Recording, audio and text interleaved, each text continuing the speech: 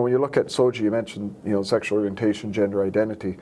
I look at that and I think it's become very, very divisive. This whole SOGI thing, sexual orientation, is massive right now in people's minds.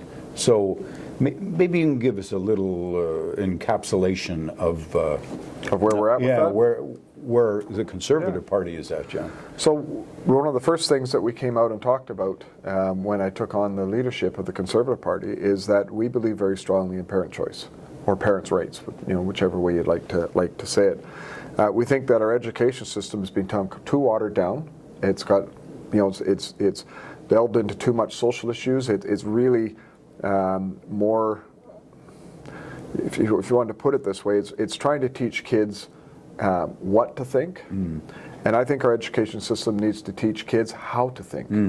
And so we need to have it refocused on academics. We need to leave the social issues for families. We need to be able to strengthen those families, strengthen their choice and their engagement with their children in the education system, and not have our education system about indoctrination. And so those are things, when you look at SOGI, you mentioned, sexual orientation, gender identity. I look at that and I think it's become very, very divisive. Yes. In society.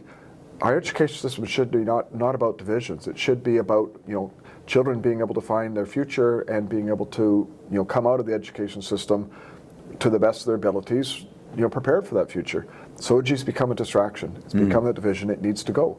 Having said that, our education system needs to make sure that we have zero tolerance for bullying.